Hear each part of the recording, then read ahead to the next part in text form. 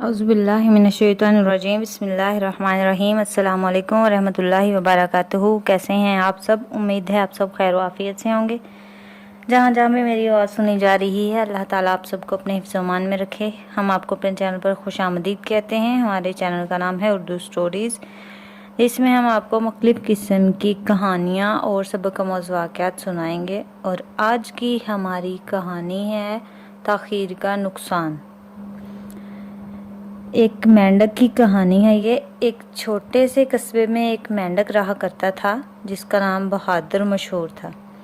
اس کے نام کی وجہ یہ تھی کہ وہ کئی بار موت کے منہ سے بچ کر زندہ سلامت واپس لوٹ آیا۔ ویسے تو وہ بڑا پڑھا لکھا تھا اور سمجھدار بھی تھا، مگر اسے ایک جگہ ٹک کر بیٹھنے کی عادت نہیں تھی۔ وہ کسی نہ کسی کام میں مصروف رہنا زیادہ پسند کرتا تھا۔ وہ روزانہ صبح اٹھ کر اخبار پڑھتا اور گرد و نواح کی تازہ خبروں سے باخبر رہنے کی کوشش کرتا۔ اخبار پڑھنے کی عادت سے اسے ایک فائدہ یہ ضرور ہوا کہ وہ ہمیشہ گھر کی کھڑکی میں بیٹھ کر طلوع ہوتے سورج کی روشنی میں اخبار پڑھتا۔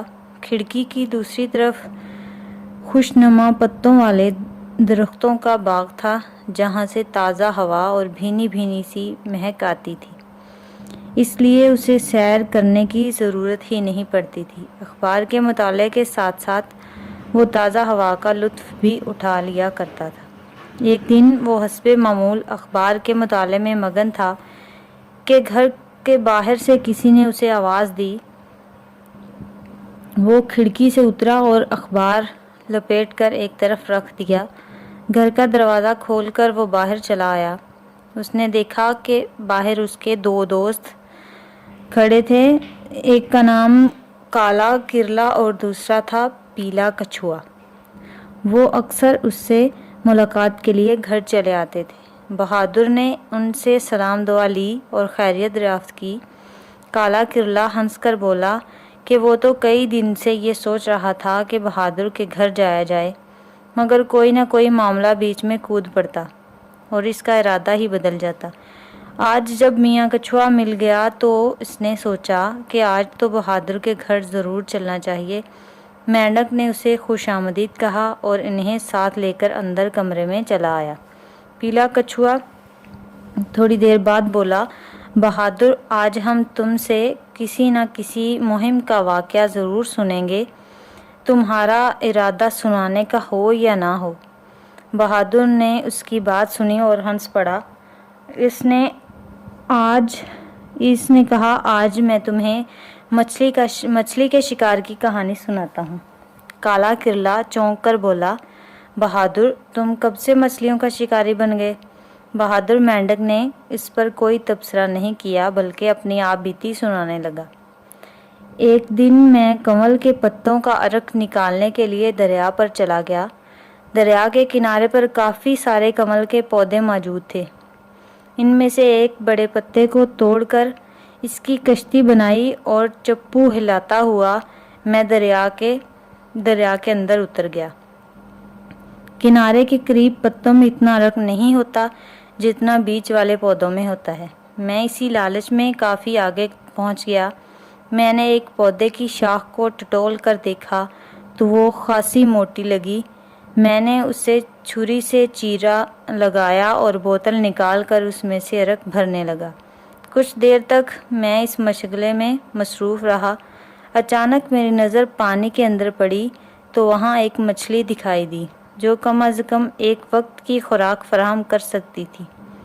میں فوراً چپو کو پانی میں ڈال کر مچھلی کو باہر نکالنے کی کوشش کی، مگر وہ مچھلی بھلا چپو سے کیسے نکلتی؟ مچھلی جان کا خطرہ پا کر وہاں سے فرار ہو گئی۔ کافی دیر تک میں انتظار کرتا رہا مگر مجھے دکھائی نہیں دی۔ اچانک مجھے مچھلی والے کانٹے کا خیال آیا۔ میں نے فوراً گلے میں موجود بستے کو اتارا اور اس میں جائزہ لیا کہ مچھلی پکڑنے والا کانٹا موجود ہے یا نہیں۔ خوش قسمتی سے مجھے بستے میں کانٹا مل گیا۔ میں نے کانٹا موٹے دھاگے میں پرویا اور ہوا میں ایک موٹی مکھی پکڑ کر اس میں جما دی۔ کانٹے کو پانی میں پھینک کر مچھلی کے پھنسنے کا انتظار کرنے لگا۔ इस दौरान मेरा दिमाग ख्याली पुलाव पकाने लगा कि मुझे मछली पकड़कर सीधा कसाब की दुकान पर जाऊंगा, वहां से मछली साफ करा के इसके पार्चे बनवाऊंगा और फिर घर जाके इन्हें खूब भूनकर खाऊंगा। मछली के पार्चों की भीनी भीनी खुशबू मुझे कमल के पत्तों पर ऐसे महसूस हो रही थी जैसे मैं दरिया की बजाय बावर्ची खाने में मौजूद था।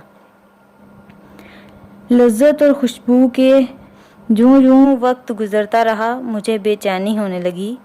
मछली न जाने कहाँ गुम हो गई थी। अचानक हाथ में पकड़े चप्पू ने हिचकोला खाया तो मैं चौंक पड़ा।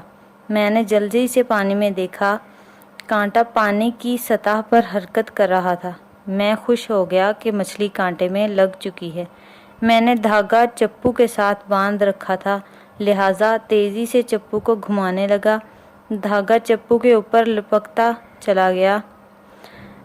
थोड़ी देर की मेहनत के बाद वो मछली मेरे हाथ लग गई। मैं मोटी ताज़ी मछली देखकर बेहद खुश हुआ। मछली ने छूटने के लिए बड़े जतन किए मगर मैंने उसे मजबूती से पकड़े रखा। जब मछली थक हार गई तो उसने मेरी मिन्नत समाजत शुरू की कि मैं उसे पानी में वापस जाने दूं, मगर मैंने उसकी एक न सुनी। उसने मुझे बातों में ऐसा उलझाया कि मैं भूल गया कि मैं इस वक्त कहाँ हूँ। वो कभी इधर की बातें करती, कभी उधर की, तो कभी मुझे दरिया की तह में मौजूद कीमती मोती के बारे में उकसाती। मैं उसकी बातों में लगकर काफ़ी वक्त ज़ाया कर बैठा। जब मुझे वक्त बीतने का ख्याल आया तो मैंने तेज़ी से चप्पू चलाना शुरू कर दिया ताकि दरिया से निकलकर घर जा सकूं। कमल का अर्क तो मैंने हासिल कर ही लिया था। जब मैंने पानी में चप्पू मार रहा था कि उसी वक्त करीब से एक वहील मछली का सर निकल आया। मैंने अपनी ज़िंदगी में इतनी बड़ी मछली कभी नहीं देखी थी। एक मुंह इतना बड़ा था कि मेरे जैसे 10 मेंढक बैक वक्त इसके मुंह में दाखिल हो सकते थे। उसे देखकर मेरे औसान ही खता हो गए। मैंने जान बचाने के लिए इधर उधर चप्पू चलाना शुरू कर दिया। बड़ी मछली ने जब मेरे हाथ में छोटी मछली पकड़ी देखी तो वो आपे से बाहर हो गई। इसने पानी में इतनी ज़ोरदार फूंक मारी कि मैं कमल के पत्ते से उछलकर पानी में गिर गया। कमल का पत्ता जाने उड़कर किस तरफ चला गया। मैं पानी में हाथ पैर मारने लगा। बड़ी मछली घूम घूम कर मुझ पर हमला करने की कोशिश करती। मैंने औसान बहाल रखते हुए इससे बचने की हर मुमकिन कोशिश की। किनारा काफ़ी दूर था और मछली की रफ्तार ज़्यादा तेज़ थी। मैं तैरता हुआ कमल के झुंड में दाखिल हो गया। शिकार की हुई मछली इस दौरान मेरे हाथ से छूटकर आज़ाद हो गई थी। बड़ी मछली कमल के झुंड में मुसलसल घुसने की कोशिश में थी मगर वो अपनी जिसामत की वजह से नाकाम रही। मैं काफ़ी देर की तकदो के बाद कमल के पौधों का सहारा लेते हुए दरिया से बाहर निकल आया। जब मेरे कदम खुश्की पर पड़े तो मेरी जान में जान आई। बड़ी मछली काफ़ी देर तक पानी में फुनकारती रही। मैंने किनारे पर पहुंचकर भीगे कपड़ों को सुखाया और हमेशा के लिए तौबा कर ली कि आइंदा मछली का शिकार कभी नहीं करूँगा। जान बचने पर खुदा का शुक्र अदा किया। अचानक ख्याल आया, कहीं इस अफरा तफरी में अर्क वाली बोतल तो खो नहीं दी। मैंने खुद को टटोला। कमल के पत्तों के अर्क से भरी हुई बोतल मुझे अपनी बेल्ट में अड़ी हुई मिली।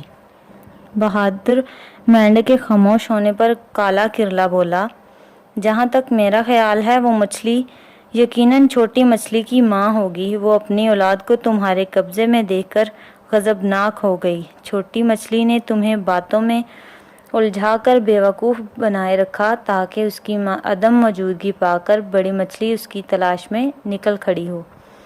तुमने ये बड़ी गलती की कि मछली मिल जाने पर उसकी बातों पर ध्यान दिया और बेकार में वक्त ज़ाया किया। बहादुर मेंढक ने बिला धड़क अपनी गलती اپنی غلطی کا اعتراف کر لیا کہ واقعی اس کی بلا وجہ اس نے بلا وقت ضائع کیا اور بیکار کی باتوں میں الجھا رہا۔ پیلا کچھوا بھی کالے کرلے کی بات کی تائید کر رہا تھا۔